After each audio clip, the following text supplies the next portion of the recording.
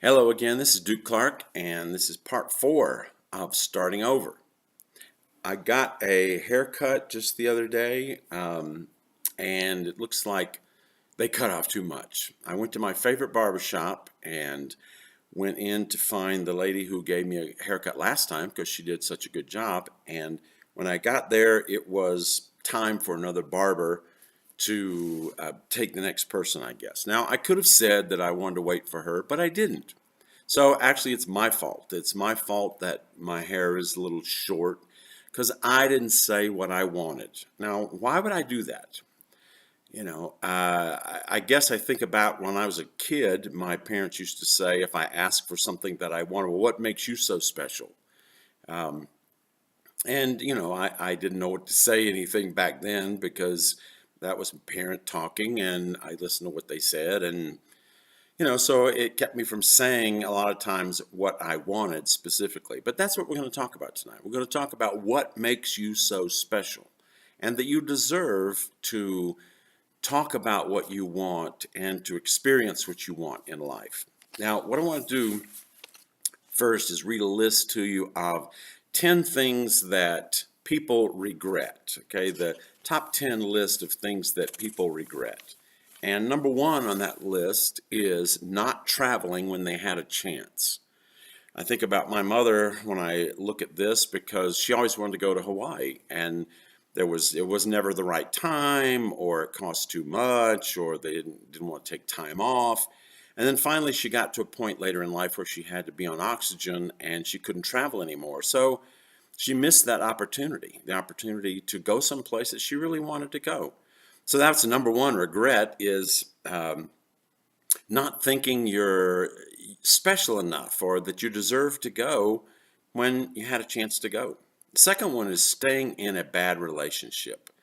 Now, I heard something recently that made me think about this, and not only this, but a lot of other decisions in life, and that is that it is easy for us to calculate what we would lose by making a decision, but there's no way to calculate what you would actually gain by making that decision.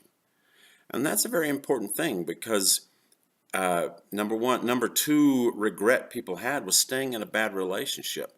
And oftentimes they calculate what they might lose if they did not stay in that bad relationship, not knowing what they could gain, not knowing the possibilities of what they could gain.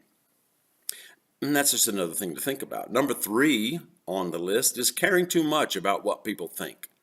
Now, I know probably nobody listening to this presentation has that problem, but that is number one. That is number three on the list of what people regret most, caring too much about what people think. Number four, being afraid to say I love you. Not being able to say I love you to someone or not being able to say I love you at the appropriate time. Number five is working too much. Number six is not playing with your kids more. One thing I don't have a regret of, I know I worked a lot when my kids were young, and then when the situation changed and I was able to take more responsibility for my own schedule. When they were in high school especially, I was a coach at the high school. I took a lot of time to volunteer for the first year at the high school. Then I started coaching football and running the weight room at the high school, and actually got paid a little bit for that, but it certainly wasn't as much as I could have made if I'd have stayed home and just worked at my job. But I don't regret that at all because I spent every afternoon from freshman through senior year with both my boys and my daughter as they were in sports and in the weight room. And it was wonderful, but a lot of times people don't make that choice. And so number six is regretting to have to with playing more with their kids. Number seven is not spending enough time with parents, and I'd add to that grandparents.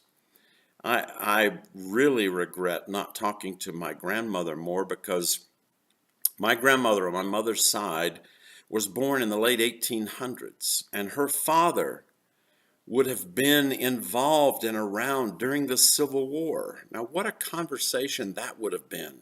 First-hand conversation with somebody who had a father that was in the Civil War. I mean, And so I definitely regret that one. Number 8, never taking a big risk. Number 9, not quitting a terrible job, not getting out of it, not starting over with something new. And number 10, and this is a pretty great one, not realizing how beautiful and how unique you are. A regret for sure. Not realizing how beautiful and how unique you are. That's what we're talking about here. We're talking about you are unique. You are special. You are unique. And we have to understand what that means. Growing up, I said, I said, what makes you so special is what my parents used to say oftentimes. And that probably contributed to some of my hesitancy to say what I want or what I desire in life.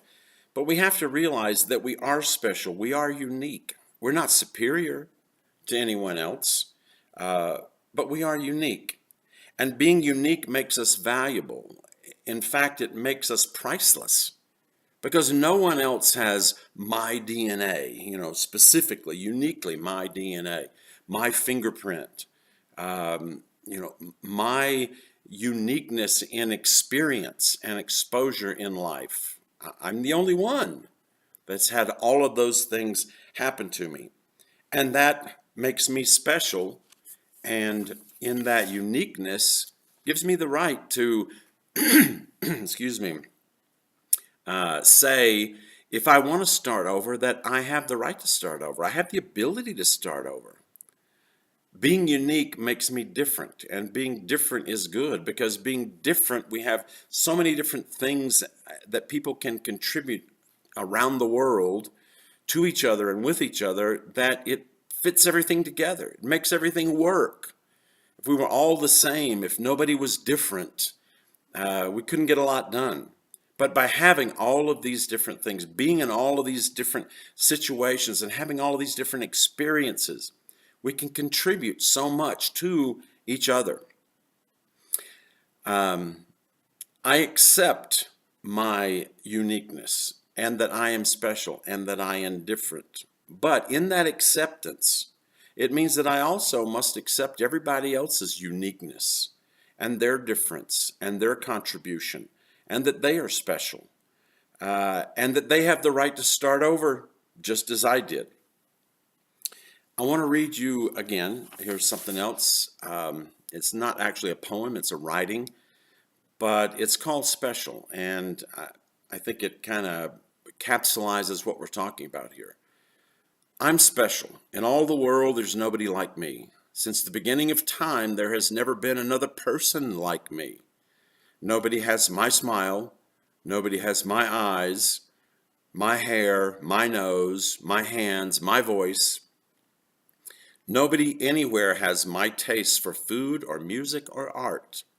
No one sees things just the way I do. In all of time, there has been no one who laughs like me, no one who cries like me.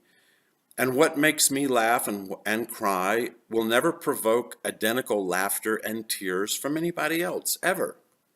No one reacts to any situation just as I would. I'm special.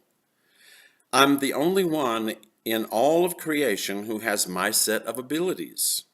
Oh, there are always and will always be somebody who is better at one thing or another, better at things than I am good at. But no one in the universe can reach the quality of my combination of talents, ideas, ability, and feelings.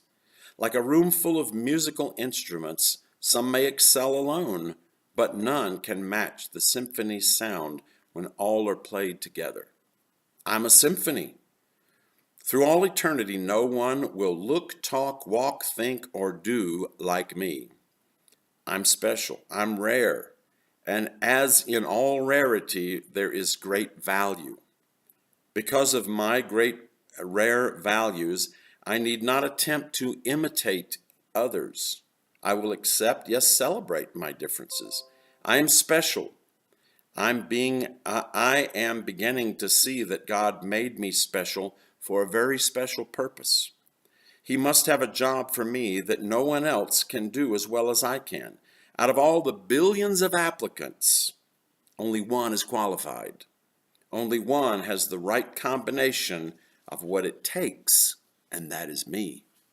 I'm special, and I'm unique. So, in order to start over, we have to realize that we are unique. We are special. We also need to do an inventory. We need to find out who we are. What are your talents? What are your skills? What are your abilities? What are your hobbies? What do you like? What are you good at?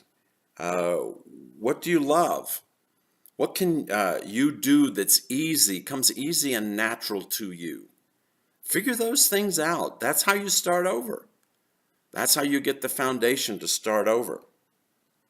You need to do an inventory of all those things, and I'm telling you, it will amaze you when you look at all the things that you can do. One of the things that I figured out a long time ago is that I have I'll call it a unique ability for me, because it boils down to my perspective. I have the ability to gather massive amounts of information and to connect the necessary dots in order to boil it all down and present it in a simple and easy format that can be applied in life in a practical way. I don't know when I figured that out, but it's just been a natural thing for me for a long time. And that makes me unique because it's my view of how all those things work together and how they can fit together and work properly. So look at your life in closer detail. And again, you'll be amazed at what you have and what you can contribute and how you have something that somebody needs, somebody wants, so that you can start over. I was talking to a friend of mine today in light of these topics of starting over, and he suggested that maybe we should do a Facebook Live session where you could type in questions live at the moment, and I could answer and share my perspective on them and give you some further details that we could continue this conversation a little bit. So if that's something that you would like, then on the comments, mention that, and we'll try to set it up. We won't be able to do it this next week, but we'll find a place for it. I will come on next week to talk a little bit more. And I've enjoyed doing these, so I think I used to do a podcast every Thursday night called Thursday Night Conversation a few years ago, and I stopped doing those. But maybe I'll go back to doing these once a week and talk about topics that come up or questions people have or just interest in general. So I thank you for attending these and for being part of this 4-part series so far, and we'll see where it goes from here. So thanks for being a part, and deeply consider starting over and seeing where it takes you in life.